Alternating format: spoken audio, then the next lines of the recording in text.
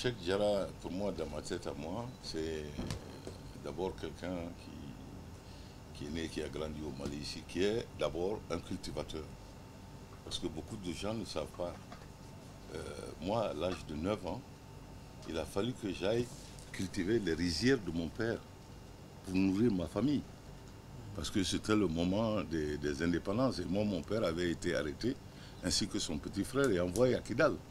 Donc je me trouve à la tête d'une famille à l'âge de 9 ans. Bon, il y a mon grand frère Sidi qui est là, mais il fallait qu'on aille passer les 3 mois de vacances dans des rizières pour gratter la terre et nourrir notre famille.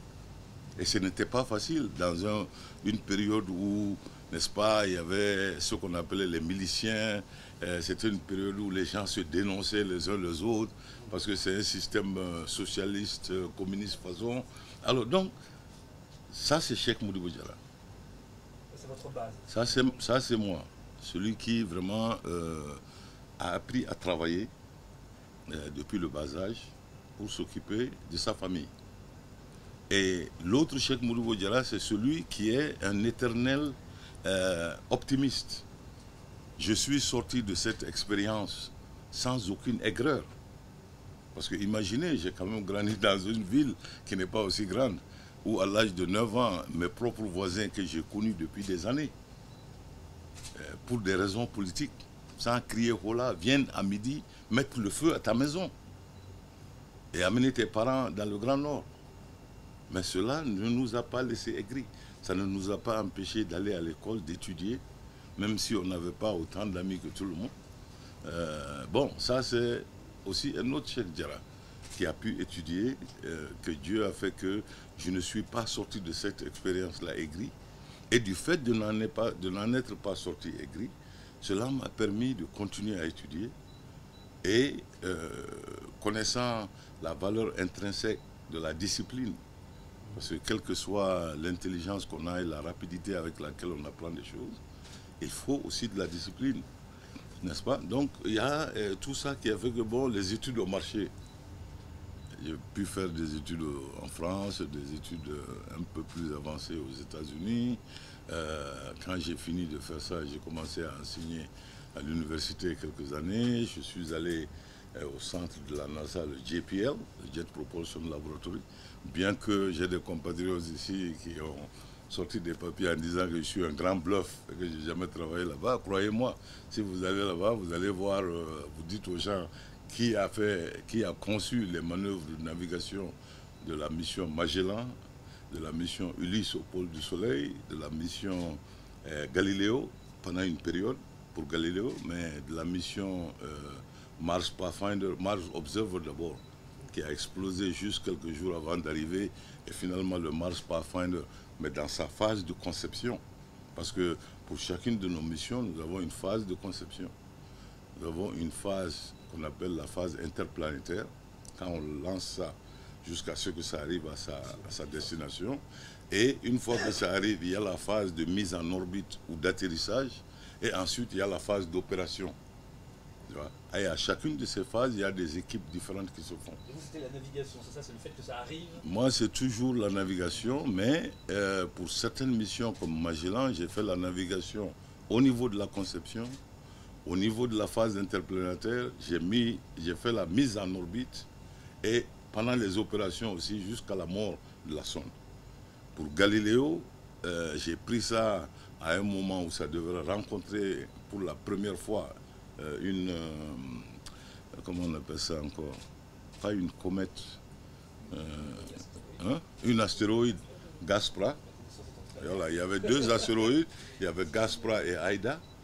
C'est moi qui ai navigué ça pour que ça puisse faire la rencontre. Imaginez, dans des millions et des centaines de millions de kilomètres cubes, trouver un petit morceau qui ressemble à une pomme de terre qui fait 30 kilomètres, et aller à côté et faire sa photo en passant pour aller à Jupiter.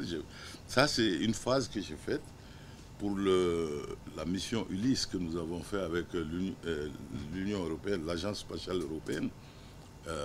Leurs collègues étaient chez nous à JPL. J'ai travaillé avec eux. C'est nous qui avons fait toute la mission interplanétaire et la phase orbitale. Et jusqu'à présent, je crois que c'est une sonde qui est autour du Soleil, qui va au pôle.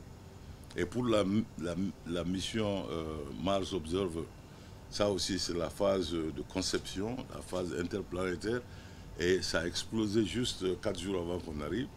Et pour Pathfinder, comme c'était une nouvelle équipe qu'il fallait créer, d'ailleurs le mot Pathfinder veut dire trouver un nouveau chemin, parce que avoir utilisé 3-4 milliards de dollars pour faire une mission et prendre 7-8 ans, le nouvel administrateur de la NASA a dit que ça, ce n'est plus acceptable.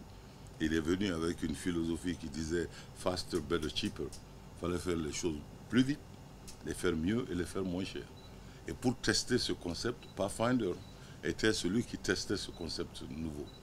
Alors nous avons un chef de mission, un projet qui s'appelle Tony Spear, qui est d'ailleurs venu avec moi jusqu'à Bamako ici d'ailleurs, et qui a mis son équipe ensemble. Il a choisi ceux qu'il pensait être les meilleurs dans leur domaine, et j'ai eu la chance de faire partie de cela pour la navigation. Et nous avons conçu Pathfinder.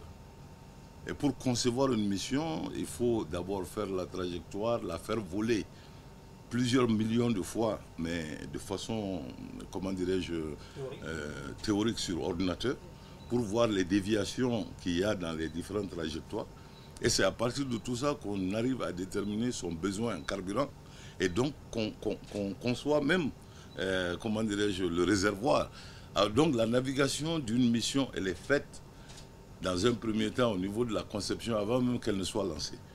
C'est avec ces paramètres-là que nous faisons. Bon, moi, j'ai fait Pathfinder dans ce domaine-là, au niveau de la conception, et un peu à ses débuts, parce que juste au moment où nous avons fini de faire Pathfinder qu'on l'a lancé, le Congrès des États-Unis avait mis une ordonnance en disant que tout ce qui est financé par le budget public devrait avoir une composante où il fallait aussi éduquer les populations. Retransmettre un peu de ce qui est fait. Voilà, c'est-à-dire tout ce qui est science. Comment on peut utiliser ça pour que les enfants, au niveau des écoles, commencent à aimer la science. Il fallait concevoir des exercices, c'est-à-dire l'apprentissage de la main à la pâte. Donc, ce genre de choses. Il fallait informer le grand public quant à pourquoi nous utilisons tous ces fonds-là. À quoi ça leur sert, ces nouvelles technologies qui vont servir.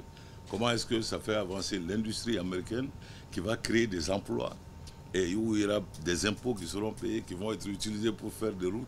Donc tout cela, quand nous avons fini la conception de la mission, c'est vers moi qu'on s'est tourné en disant, Cheikh, toi tu as étudié et au Mali, et en France, et aux États-Unis, donc tu vas devenir le directeur des programmes de outreach.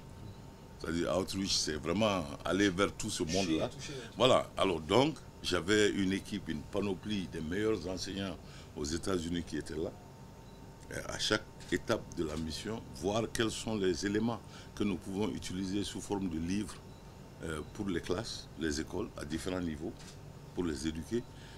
J'ai des universités qui travaillent avec moi pour concevoir des choses qui serviraient à la mission.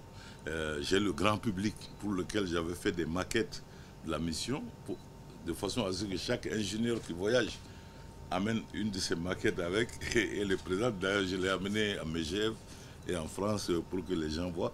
Mais tout ça, c'est pour vous dire que après avoir fait tout ça, ça c'est un autre chèque.